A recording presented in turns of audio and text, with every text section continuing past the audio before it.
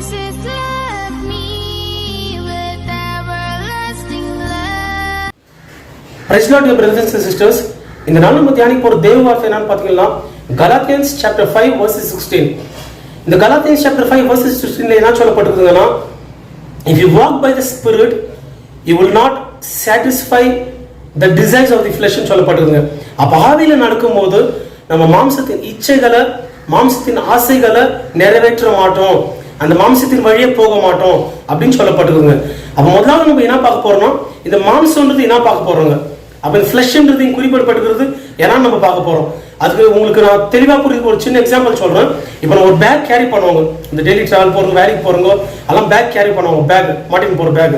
அப்போ நான் கூட பேக் மாட்டின்னு போகும்போது கூட அது உள்ள பாத்தீங்கன்னா வாட்டர் பாட்டில், லஞ்ச் பாக்ஸ், இல்ல ஒருவேளை பைக் ஓட்ட போற டிரைவிங் லைசன்ஸ் எல்லா ஐட்டம்ஸ் வந்து அந்த பேக் உள்ள அடங்கி இருக்குங்க. அதே மாதிரி இந்த ஃபிளஷ்ன்றது என்ன சுயன்றது அந்த பேக், அந்த சுயன்ற பேக்குள்ள வந்து கோபம், பொறாமை, எரிச்சல், பெருமை, பொய்நாவு, வஞ்சகம் இவ்வளவு மேட்டர் வந்து அதுக்குள்ள அடங்கி இருக்குதுங்க. இதுக்கெல்லாம் மெயின் ஒரு பேஸா இருக்கிறது வந்து சுயன்றது தாங்க இந்த ஃபிளஷ்ங்க. அப்போ ஆவி, வாட் இஸ் தி ஸ்பிரிட் அப்படின்னு பாத்தீங்கன்னா இயேசு கிறிஸ்துவ சொந்த ரட்சகரா ஏற்றுக்கொண்ட நம்மளுக்குள்ள அவருடைய ஆவி ஊற்றப்படுதுங்க. ஹோலி ஸ்பிரிட் ஊற்றப்படுது. ஹோலி ஸ்பிரிட் நத்திங் பட் அவரோட அன்பு ஊற்றப்படுதுங்க. அப்போ ஆவி நம்மளுக்குள்ள ஊற்றப்படும் போது ஆவியில் நம்ம பலமா அடையணுங்க. அப்போ நம்ம ஸ்பிரிட்ல வந்து ஸ்ட்ராங் ஆனா தான் இந்த மாம்சத்தை மேற்கொள்ள முடியும். அப்போ ஸ்பிரிட்ல எப்படி நம்ம ஸ்ட்ராங் ஆகுதுன்னு பாத்தீங்கன்னா, இப்போ நம்ம ஃபுட்டு சாப்பிட்றோங்க, நம்மளுக்கு பாடி பலன் கிடைக்குது, ஸ்ட்ரென்த் கிடைக்குதுங்க. அதே மாதிரி தான் நம்ம ஸ்பிரிட்ல ஸ்ட்ராங் ஆகணும்னா கர்த்தருடைய வார்த்தையை தியானிக்கணும், ஸ்பிரிச்சுவல் ஃப்ரெண்ட்ஸ் கூட சேரணும், நம்ம ஜெபிக்கணும், கர்த்தரோடு கூட ஐக்கியமா இருக்கும் போது உள்ள இருக்கிற ஸ்பிரிட் வந்து குரோ ஆகுங்க. ஆவிக்குரிய மனுஷன் பலப்படுவான். அப்ப ஆவிக்குரிய மனுஷன் பலப்படும் போது வந்து என்ன ஆகும்னு பாத்தீங்கன்னா இந்த மாம்சத்தின் காரியங்களை ஈஸியா மேற்கொள்ளலாங்க. இப்ப நீங்க நினைக்கலாம், பிரதர் மாம்சத்துக்கு காரியம் நான் சுயமாகிறது, நான் நல்லாகணும் நினைக்கிறது என்னங்க தவறு அப்படின்னு கேட்கலாங்க. தவறு நீங்க உங்களே அழிச்சுக்குவீங்க, அதான் உண்மை. இப்ப உங்களுக்குன்ட்டு ஒரு பொருள் இருக்கும், அந்த பொருளை யாரும் தொட விட மாட்டீங்க.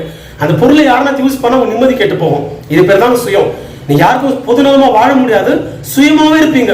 உங்களுக்கு யாரும் ஒரு வார்த்தை சொன்னா உங்களால தாங்க முடியாது. அத்தையை யோசிச்சுன்னு சரியா சாப்பிடாம உங்க ஹெல்த்தையும் கெடுத்துக்கணும், நீங்க அவங்க மேலேயும் கோவப்பட்டு படிப்படியா ஸ்டார்ட் ஆகுங்க. இது பாருங்க, இது எல்லாமே இந்த ஃபிளஷ் இருக்கிறது எல்லாமே நீங்க நான் நானும் நினைக்கும் போது எல்லாமே you will destroy yourself, உங்களே நீங்க அழிச்சுக்குவீங்க. அப்போ இதை மேற்கொள்ளும் போது நம்ம ஆவியில நம்ம பலன் அடையும் போது வந்து இந்த எல்லா காரியங்களும் மேற்கொள்ளும் போது சந்தோஷமா வாழலாங்க. உங்க பொருளை யாருன்னா யூஸ் பண்ண சந்தோஷமா கொடுக்க ஆரம்பிச்சிருவீங்க. யூஸ் பண்ண விடுங்கன்ட்டு யாருன்னா உங்களுக்கு திட்டினா கூட பெருசா எடுத்துக்க மாட்டீங்க.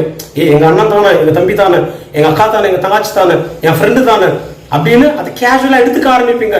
உங்களை எதுவுமே பெருசா பாதிக்காது. நீங்க எதனா அடிக்டா இருக்க மாட்டீங்க, அடிமைகளா இருக்க மாட்டீங்க. பல பேர் உங்களுக்கு சின்ன சின்ன விஷயத்து கூட அடிமையா இருக்கிறாங்க. இந்த சுயன்ற காரியம் அவங்களுக்குள்ள இருக்கிறதுனால அது எல்லா விஷயத்துக்கும் அடிமைகளா இருந்து அவங்களே அவங்க அழிச்சுக்கிறாங்க. they destroying themselves. இப்ப இந்த உலகத்துல பாத்தீங்கன்னா அநேக பேருக்கு சுகர், பிபினா இருக்குதுங்க.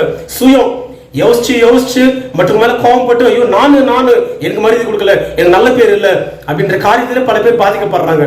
ஆனா ஆவில பலன் அடிச்சுக்கோ, இது எல்லாமே மேற்கொள்ளும் போது எல்லாரும் நேசிக்க ஆரம்பிப்பீங்க. எதுவுமே நம்ம அடிக்டா இருக்க மாட்டோம், எல்லாமே நம்மளுக்கு அடிக்டா இருக்குங்க. நாம எந்த காரியத்திலும் அடிமைகளா இருக்க மாட்டோம். யாராச்சும் கோபத்துனா கூட என் தம்பி அப்படின்னு அன்போடு கூட நம்ம நேசிக்க ஆரம்பிப்போம். அதனால வந்து கட்டாயம் நம்ம ஆவிக்குரிய விஷயத்துல வந்து பலன் அடையணுங்க. அப்ப ஆவிக்குரிய விஷயத்துல பலன் அடையும் போது இந்த உலகத்திலே ஒரு குட்டி பரலோகத்தை வாழ்ந்து நம்ம இயேசு கிறிஸ்துவ பல பேர் காமிக்கலாங்க. ஆமென்.